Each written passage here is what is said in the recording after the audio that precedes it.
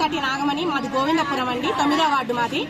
మరి రామసాంగుట్ట కాడ ఇల్లు ఇస్తున్నామని చెప్పేసి మన ఉత్తమ్ కుమార్ రెడ్డి గారు చెప్పడం జరిగిందండి. అయితే మేము అప్లికేషన్స్ పెట్టుకున్నామండి, కానీ నా పేరు రాలేదు. ఎందుకు రాలేదంటే నేను ఒంటరి మహిళని, నాకెవరు సపోర్ట్ లేదు, ఏ రాజకీయవేత్తలతో నాకు పరిచయాలు లేవు, ఏ ఆర్పీలతో నాకు సంబంధాలు లేవు. అందుకే నాకు ఇల్లు లేదండి. ఉత్తమ్ కుమార్ రెడ్డి గారు మీరు నిజంగా దేవుడు అండి. ఎందుకంటే మీరు వచ్చాక మా హుజూర్ నగర్ చాలా బాగుపడిందండి. ఆర్పీలు చేసిన మిస్టేకో ఇంకెవరు చేసిన మిస్టేకో మాకు తెలియదు, కానీ ఇక్కడున్న ప్రతి ఒక్కరు మేము లేనోళ్ళమేనండి. ఒక్కసారి మీరు గమనించండి, వాళ్ళ వార్డులలో ఒక్కసారి మీరు ఎవరైనా సర్వేకి పంపించి ఎవరైతే నిజంగా అర్హులైతే ఉన్నారో వాళ్ళకే వచ్చేటట్టు చూడండి. గవర్నమెంట్ జాబ్ వాళ్ళకి ఇస్తారు, ఒక్క ఇంట్లో 5కి ఇల్లు ఇస్తారు. మరి మాకెందుకు ఇయ్యారండి? మేమేం పాపం చేసినామండి? ఉత్తమ్ కుమార్ రెడ్డి గారు మేమేం పాపం చేసినాం? మాకెందుకు ఇల్లు రాదండి? మేము చేసిన పాపం ఏందండి? మేము కూడా మీకు బిడ్డల్లాంటి వాళ్ళమే కండి. మరి మాకెందుకు ఇల్లు రాదు? మాకు రాజకీయవేత్తలు తెలియదు కాబట్టి కౌన్సిలర్ కాడిపోతే మాకు చేతులు ఎత్తేసి రాళ్ళు మాకు సంబంధం లేదని అంటారు. ఆర్పీల కాడిపోతే మాకు సంబంధం లేదంటారు. మరి మేము ఎవరిని అడగాలి? అందుకే ఈ రోజు ఇట్లా మాట్లాడుతున్నామండి. తప్పుగా మాట్లాడితే మమ్మల్ని క్షమించండి, కానీ ఖచ్చితంగా మాకైతే ఇల్లు కావాలండి. మేము అర్హులం. నేను ఒంటరి మహిళని, నాకు భర్త లేడు, నా పిల్లగాడు గవర్నమెంట్ స్కూల్లో చదువుతుండు. నేను చేసే పని కూడా ప్రైవేట్ హాస్పిటల్లో చేసుకుంటున్నా అండి నేను. మరి నాకెందుకు ఇల్లు రాలేదో నాకు అర్థం కావట్లేదు. మరి నాకు వెనక ఏ లక్షలు ఉన్నాయో, మరి ఇంకా నేనేమైనా గవర్నమెంట్ ఎంప్లాయీనో, నాకెందుకు ఇల్లు రానియట్లేదు?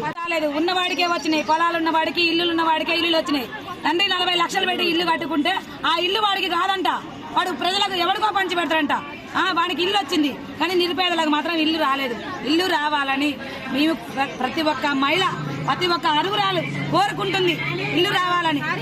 మరి ఒక్కసారి మీరందరూ ప్రతి ఒక్కళ్ళు గుర్తించి మా పేదవాళ్లకు ఇల్లు ఇప్పియాలని మేము ఎంతో పోరాడుతున్నాం.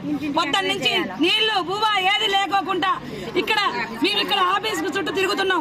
ఏ నాయకుడు కాడిపోయినా ఎవరు కాడిపోయినా ఎవరు ఏం పట్టించుకోవట్లేదు, చేతులు ఎత్తేస్తారు. ఏం కుట్రలు జరుగుతున్నాయి, ఏం జరుగుతున్నాయి మాకు తెలియట్లేదు. ఏం చేయాలి వాళ్ళే ఇచ్చుకుంటారు.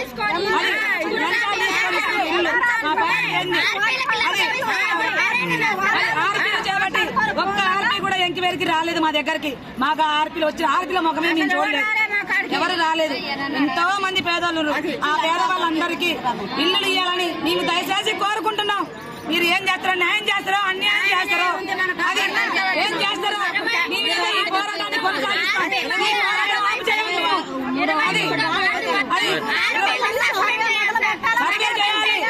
ఎవరికో ఇల్లు ఇవ్వాలని మేము కోరుకుంటున్నాం. ఇల్లు లేని వాళ్ళకి కాలు చేసి పడిపోయినాయి సార్. నాకు ఎంత ముందు ఎవరు లేవు.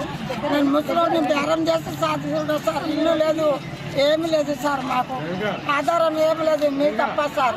మాకు న్యాయం చేయండి సార్, మాకు ధర్మం చేయండి సార్. కాలు చేసి పడిపోయినాయి దేవుడు మీరే సార్. మాకు ఇల్లు ఆకలి ఏం లేవు సార్. కిరాకి ఇల్లు వస్తున్నావు సార్.